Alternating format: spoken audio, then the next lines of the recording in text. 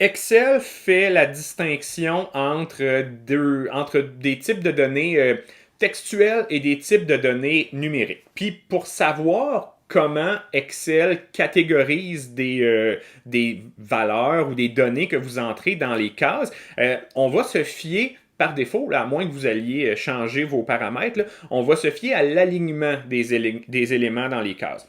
Par exemple, si j'écris Allô, ça demeure aligné à gauche. Mais si je viens écrire 124, ça s'aligne à droite. Donc, Excel pense que Allo, c'est un mot, avec raison, et Excel pense que 124, c'est un chiffre, avec raison. Donc, les valeurs numériques sont alignées à droite, les mots sont alignés à gauche. Qu'est-ce qui se passe si on essaye de mélanger Excel? 1, 2, 3, A, B, C. 1, 2, 3, ABC, Excel, il ne reconnaît pas que c'est un chiffre, donc il va me catégoriser ça comme un mot. Qu'est-ce qui se passe si on met des nombres décimaux? 1,76.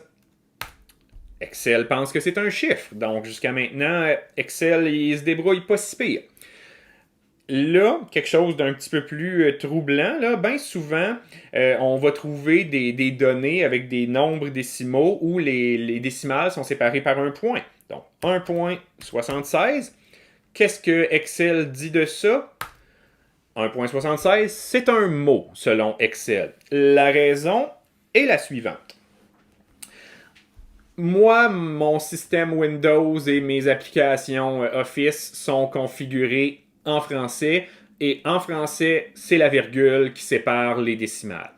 Donc, Excel considère que le point, ce n'est pas une séparation de décimales et donc 1,76, il reconnaît ça comme une chaîne de caractères qui n'est pas un nombre, donc il me catégorise ça comme un mot.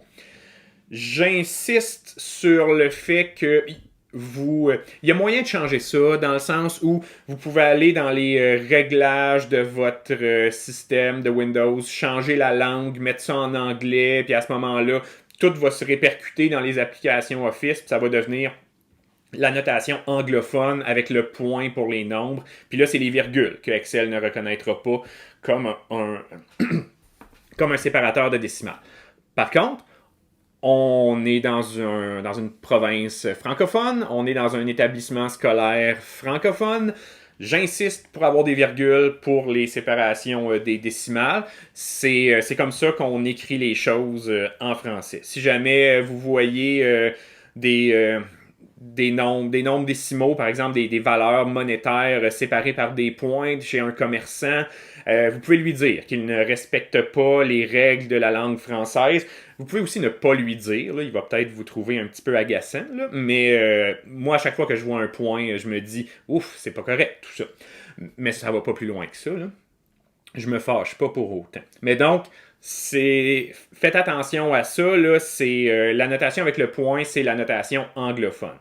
Et là, on peut se poser des questions du genre, OK, ben mettons que je vais me chercher ou que j'obtiens une série de données qui ont été produites aux États-Unis, disons. Donc, cette série de données-là, ben, ça va être des nombres avec des points comme séparateur de décimales. Donc, comment Excel va gérer ça? Ben, Excel, ça se peut qu'il gère ça comme on vient de le voir, c'est-à-dire qu'il considère que c'est des mots. On va écrire donc une série de chiffres là, avec des points, 3 points comme ça. Donc, on pourrait en avoir beaucoup plus, là, mais on en a 3, c'est suffisant. Et je vais écrire un petit mot du genre comme ça ici. Donc, je m'appelle Olivier, 1.76, 5.7, 3.89. Excel considère que tout ça, c'est des mots, en particulier les nombres décimaux qui sont séparés par des points. Si on veut faire la modification pour que Excel considère tout ça comme des chiffres sans nécessairement aller manuellement changer chaque point pour des virgules, ben on a accès à la fonctionnalité là, de rechercher et remplacer comme c'était le cas dans Word. Donc, avec la loupe ici, même principe que dans Word, on pouvait rechercher et remplacer des expressions puis les remplacer par d'autres. On va faire exactement la même chose. Donc, je vais dans mon bouton ou dans mon menu déroulant, je choisis remplacer. Puis là, on peut lui dire de rechercher des points et de remplacer ça par des virgules. Je m'excuse si c'est un peu petit à l'écran, c'est petit sur mon écran aussi. Mais donc, je fais rechercher un point, je remplace par une virgule et je peux faire remplacer tout. Comme ça. Donc, ce qui était des 1.76, 5.7, 3.89 et qui étaient vus comme des mots sont maintenant vus comme des nombres puisque le séparateur a été remplacé par une virgule. Le gros défaut, c'est qu'il est également venu changer mon point à la fin de ma phrase pour une virgule. Ça, ce n'est pas souhaitable. Ce qu'on voulait modifier, c'était seulement les points qui étaient des séparateurs de décimaux, de décimales, pardon. Donc, on va essayer de trouver une autre façon de faire. Fait que j'annule. Je vais utiliser la petite flèche ici pour annuler la substitution que je viens de faire. Donc, c'est de retour à des mots avec des points.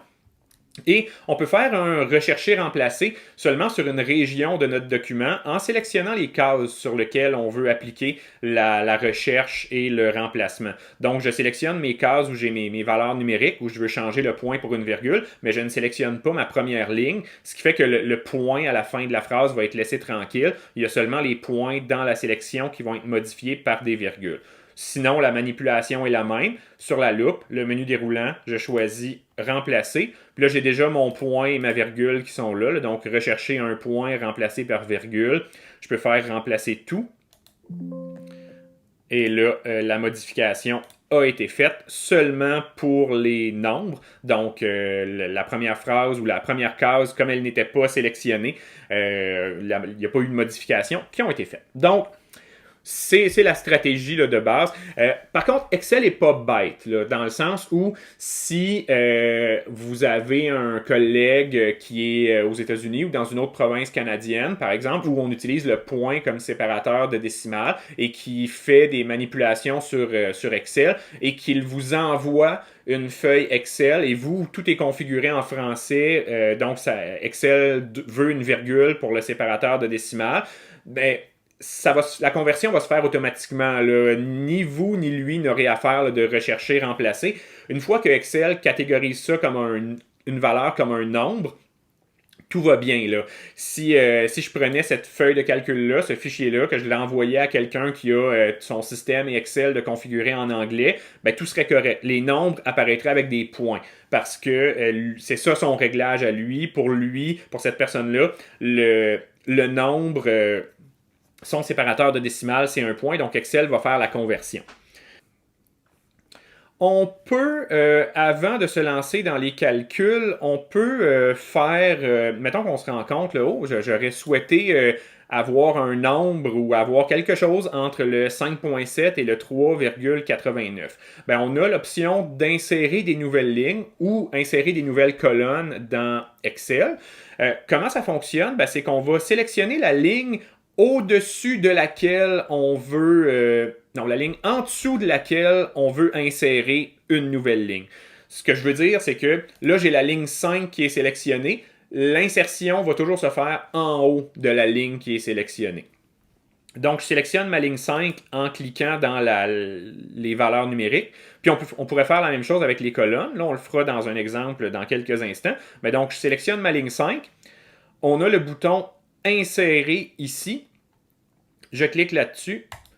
Ça m'insère une nouvelle ligne en haut de la ligne que j'avais sélectionnée. Puis là, les numéros sont décalés. L'ancienne ligne 5 devient la ligne 6. Puis j'ai une nouvelle ligne 5 qui est vide.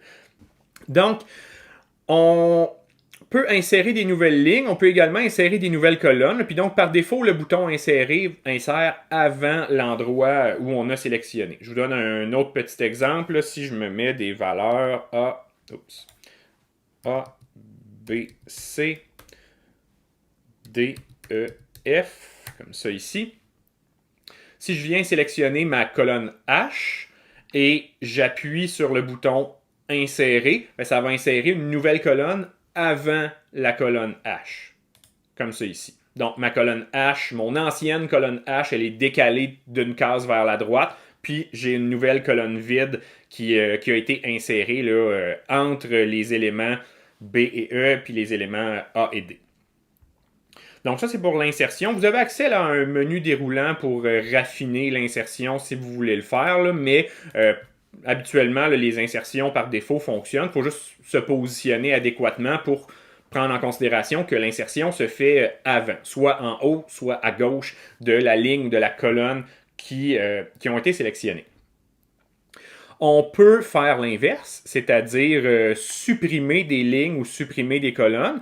Donc là, j'ai inséré ma colonne H ici, puis je me rends compte que bon, finalement, j'en ai pas besoin de ma colonne H. Donc, juste en dessous du bouton Insérer, vous avez le bouton Supprimer. Donc, si j'appuie sur Supprimer, ben, ma colonne H disparaît, puis tout va être décalé d'une coche vers la gauche. Puis, même principe avec la suppression de ligne. Si je viens supprimer cette ligne-ci avec le 1,76 et j'appuie sur le bouton supprimer, la ligne est supprimée. Donc, et tout est décalé vers le haut d'une coche. Fait que c'est pas la même chose que d'effacer le contenu des cases. Là, quand on supprime une ligne ou on supprime une colonne.